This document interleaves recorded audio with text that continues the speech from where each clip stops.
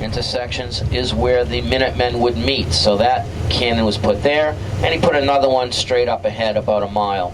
So this protected his flanks while the advance column was trying to make it to him and under the protection of the relief column. So the advance column is now pushing on to Lexington, 5 o'clock in the morning. 77 Minutemen are waiting for them. Now, Revere came out here at 12:30. He informed Captain John Parker of the British movement. And the scouts went out and discovered that the British weren't going to be arriving until 5 a.m. So 1 a.m. in the morning, the British, the Minutemen are dismissed, not for their homes, but they retreat to their headquarters,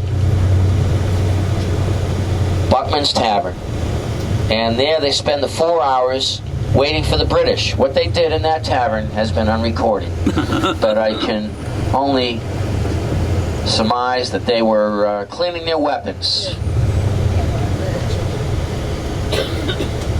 So we're going to bear left up here, and we're going to park right behind the Tremblay bus.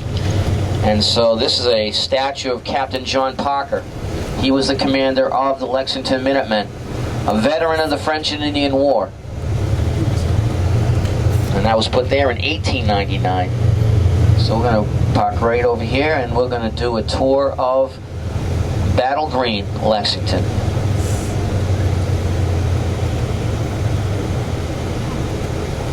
And then we're going to go over to the Visitor Center, and then I'll give you a time when we're going to be back here on this bus.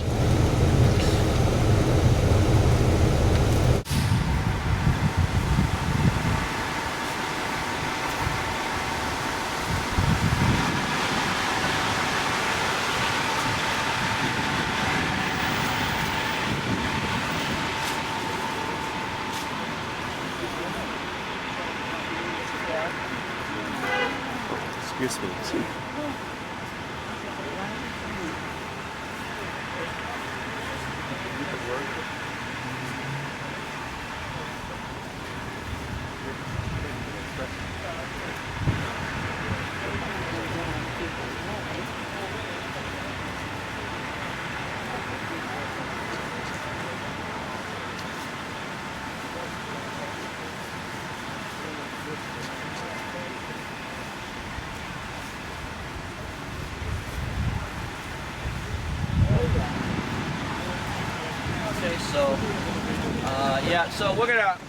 Those are the names right up there of the men who were killed here. So 8 were wounded, 10 were wounded, and 8 were killed. And these are the ones right there. Robert Monroe, Jonas Parker, Samuel Hadley, Jonathan Harrington Jr., Isaac Muzzy, Caleb Harrington, and John Brown of Lexington, and Ashel Porter of Woburn, 10 miles north of here. So I'm going to talk more about what happened here when we go across the green over here. So why don't we head over here to the line of Minutemen.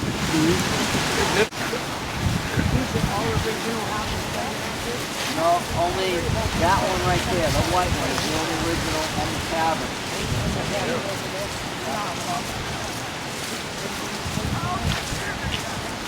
On the green, and it's where that memorial is with the Bible on the pulpit down there. So that was a church, and the British went around to the left of it. So most of the British came in this way over here. And the line of Minutemen is where this stone is, right over there. That's the line of Minutemen. And a lot of the green was extended across the street originally. So there was a church there.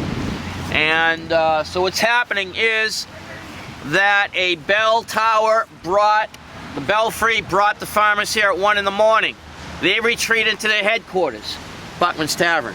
They spend 4 hours there, and then they are drummed out of the tavern by William Diamond, the drummer boy.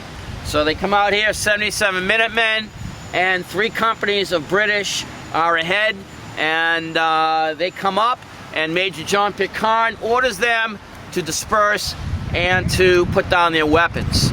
So Adams and Hancock, they're a mile down that road to the right of that white building. About a quarter mile down is where they are.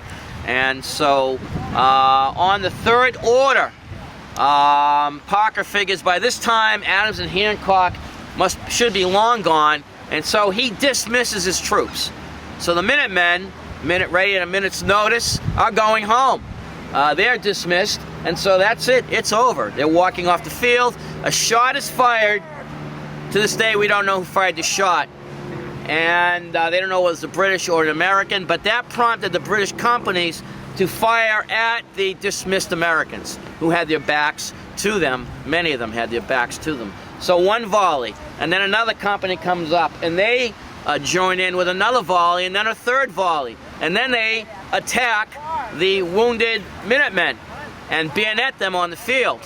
One of them, Jonathan Harrington, did not want to be bayoneted. He crawled to his house right over there, the White House, and he died at the feet of his wife in the doorway of that house right there. So that is original house there, and that white one over there, that was here at the time of the battle, and the tavern, that's it. Every other building was not here at the time of the battle, but the whole district is on the Register of National Historic Places, so there can be no additions done to any of the buildings and no new construction around the common. But that's where Jonathan Harrington died, right over there.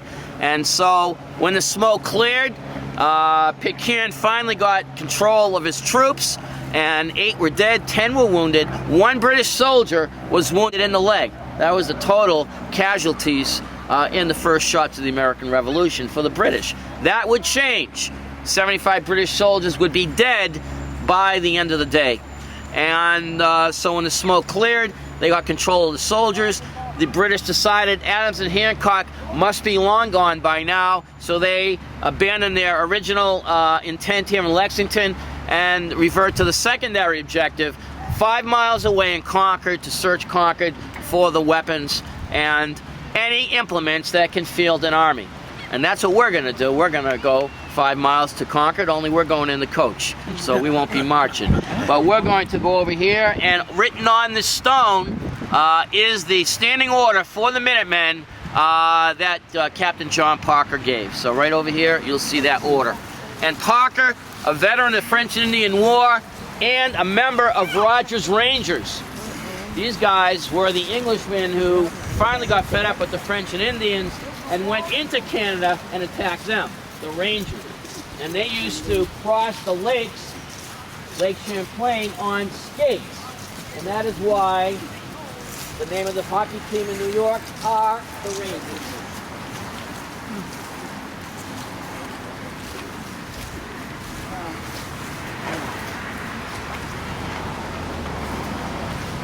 So there is a standing order, and this is the line of Minutemen from here halfway across the field.